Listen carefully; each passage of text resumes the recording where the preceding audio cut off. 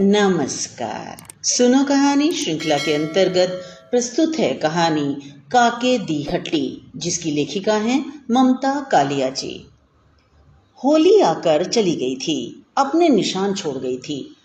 सड़कों पर अबीर गुलाल, रंगदार पानी के धब्बों के अलावा गुब्बारों की रबड़ बेशुमार चिथड़ों की तरह पड़ी थी। नगर पालिका के सफाई कर्मी अभी काम पर नहीं आए थे। उनके लिए होली अभी खत्म नहीं हुई थी। कॉलोनी के हर घर के आगे की 2-3 सीढ़ियां, चबूतरा और बालकनी की रेलिंग रंगीन हो रही थी।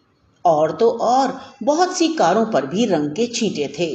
सुबह के 8 बजे थे, लेकिन सड़क पर आवाजाही कम थी। कभी कोई स्कूटर या बाइक से गुजर जाता तो सड़क के कुत्ते सचेत होकर गर्दन उठाते, लेकिन कान और दुम हिला फटक कर उसका पीछा करने का इरादा मुलतवी कर वापस होली के धुंधुआते कुंदे की गुनगुनी राख के पास पसरे रह जाते। यह आनंद और आमोद प्रमोद के बाद का प्रमाद था जो कॉलोनी में समाया था। होली के बहाने हफ्ते भर से लोग छक कर खा पी रहे थे। लोग पहले खेलते फिर खाते, अपने घर, दोस्तों के घर, फिर अपने घर। धर्मपरायण लोगों ने भी अपनी लगाम ढीली कर दी और शंकर जी के नाम पर जमकर दारू सेवन कर लिया। काका अपनी कॉपी देखकर बता सकता है कि किस घर में कितनी बोतलें सोडा गया। इस हफ्ते सोडे ने कोक को पछाड़ दिया। काके दी हट्टी का फोन बजता ही रहा। पिछले हफ्ते बी ब्लॉक के हर नंबर पर काके का सेवक बलदेव सोडे के क्रेट पहुंचाता रहा। बलदेव ने एक बार फिर अपनी मांग ताजा की, भ्राजी आप मोपेड या स्कूटर रख लो तो काम तेजी से हो जाए। काके ने अपनी पुरानी दलील दोहरा दी, सब नजदीक के मकान हैं। बी ब्लॉक आखिर कितना बड़ा है, तू देख रहा है जगह किधर है स्कूटर खड़े करने की। काका संयुक्त अक्षर नहीं बोल पाता, उसे कोई फर्क नहीं पड़ता। चॉकलेट लेने वाली छोटी लड़की ने ही यह बात उससे कही थी। अंकल मेरा नाम आपने बिगाड़ दिया। तू समिता है ना, 38 नंबर। नंबर तो ठीक है, नाम गलत है। मैं हूं स्मिता। की फर्क पैंदा है, काके ने चॉकलेट और जवाब दिया। दरअसल काके बहल को नामों की जरूरत ही नहीं पड़ती। कॉलोनी के परिवारों को वह नंबरों से जानता है।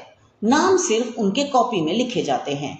जो सामान उधर मंगवाते हैं और महीने की पहली दूसरी तारीख तक आकर पेमेंट कर जाते हैं। वैसे ज्यादा लोग फोन से सामान मंगाते हैं। काके दी हट्टी का फोन बजता ही रहता है, घुंघरू की तरह। बड़ी तुरंत फुरंत सेवा है हट्टी की, इधर फोन उधर बंदा हाजिर। बलदेव के ही हाथ पैसे भिजवा देते हैं लोग। पता नहीं लोग आजकल व्यस्त हो गए हैं अथवा आलसी, या दोनों। सारे दिन दौड़ भाग करते हैं, लेकिन नुक्कड़ की दुकान तक आना गवारा नहीं करते।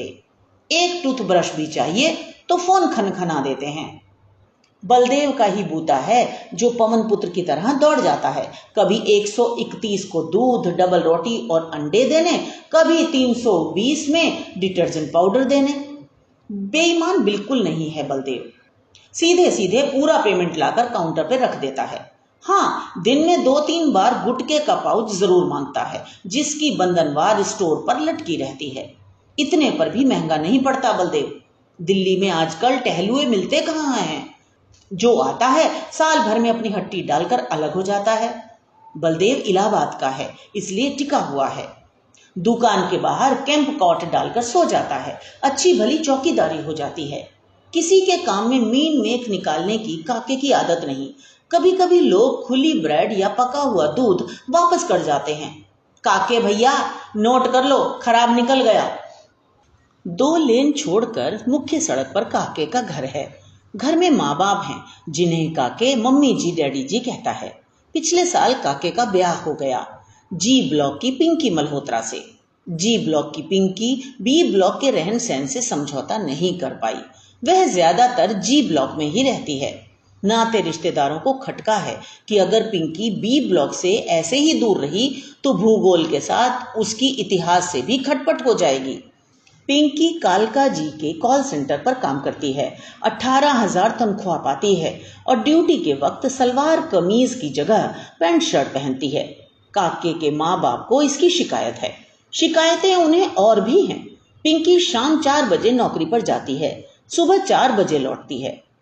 टेबल पर रखा खाना बिना गर्म किए खा लेती है और जो सोती है तो अगले दिन 2 बजे तक चेत नहीं करती। उसे नहीं पता कब घर के बंदे उठे, काम से लगे, कौन आया गया, कितनी बार फोन बजा, कितनी बार कॉल बेल बजी। इतवार शनिवार की छुट्टी हुई तो भी पिंकी को फुर्सत नहीं। सेंट्रल मार्केट में घूमना, खरीदारी करना, चाट खाना और लौटते टाइम दोनों हाथों में मेहंदी लगवा कर चले आना। अब करवा लो, उससे क्या करवाओगे। कभी अपने शौहर को एक गिलास पानी नहीं पकड़ाया, तिस पर उससे कहना, चंदर मेरे बालों में क्लिप लगा दो, चंदन जरा कोक पिला दो। काके हंसता हंसता उसका हुक्म बजाता। मम्मी जी के ऐसा सिर दर्द शुरू होता कि आंख कान मुंह दुपट्टे से लपेट कर बिस्तर पर पड़ जाती।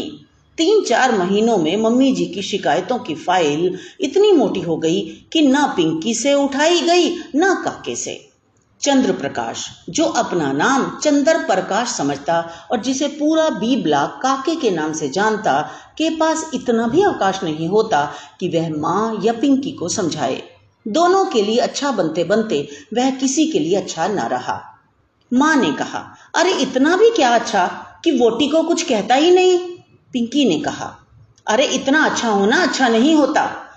घर की चौधरी मम्मी जी, स्टोर का चौधरी बलदेव, चंदर तो जैसे है ही नहीं।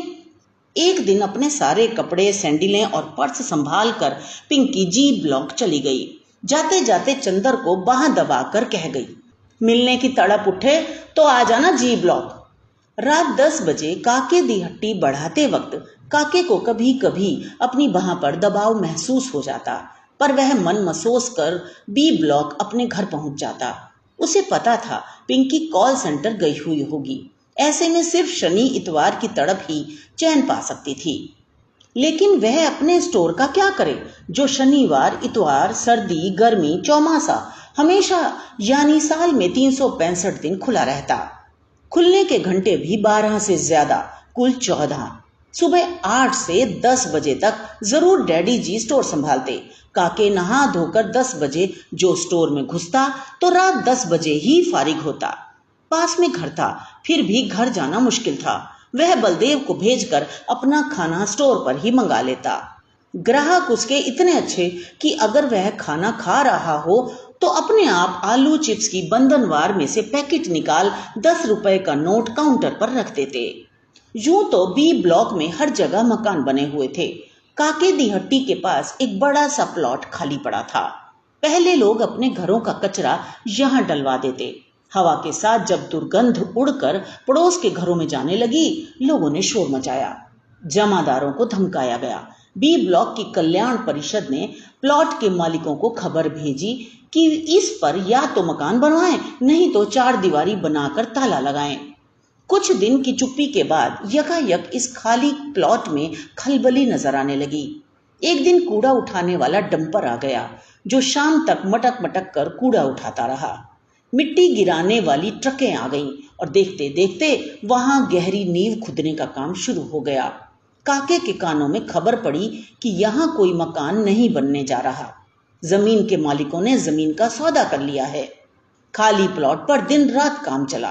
सारे समय घर घर करके ट्रक आते, सीमेंट, बालू, कंक्रीट और सरिये गिराकर चले जाते। रात में हेलोजन लाइटों से प्लॉट जगर मगर करता और इमारत बनने का काम चलता। जल्दी ही वहां बढ़ई और बिजली मिस्त्री भी नजर आने लगे। काके के स्टोर में भी पान मसाले, कोक और चिप्स की बिक्री बढ़ गई। जिस तरह नई इमारत की रूपरेखा उभर कर सामने आ रही थी, यह स्पष्ट हो रहा था कि इस प्लॉट में सुपर स्टोर खोले जाने की तैयारी चल रही है। रात के चौकीदार राणा ने बताया, जी ब्लॉक के किसी सेठ ने इसे खरीदा है। उड़ती खबर के मजबूत खंबे खड़े होने लगे। अंडरग्राउंड फूड बाजार बनाया गया। न जाने किस जादू से दोनों तरफ पौधों की कतार भी उगा दी गई। काके हक्का बक्का सा प्लॉट पर हो रही उखाड़ पछाड़ और निर्माण देखता और बार बार अपने स्टोर की चीजों को झाड़न से साफ करता। कोई पूछता तो कहता, सुपर स्टोर की धूल ने मेरी हट्टी का तो भट्टा बैठा देना है। तो ये तो थी कहानी। मुझे आशा है आपने आनंद लिया होगा। इस चैनल को सब्सक्राइब कीजिए और बेल आइकन को भी क्लिक कीजिए ताकि हम जब भी नई कहानी डालें आप तक तुरंत पहुंच जाए।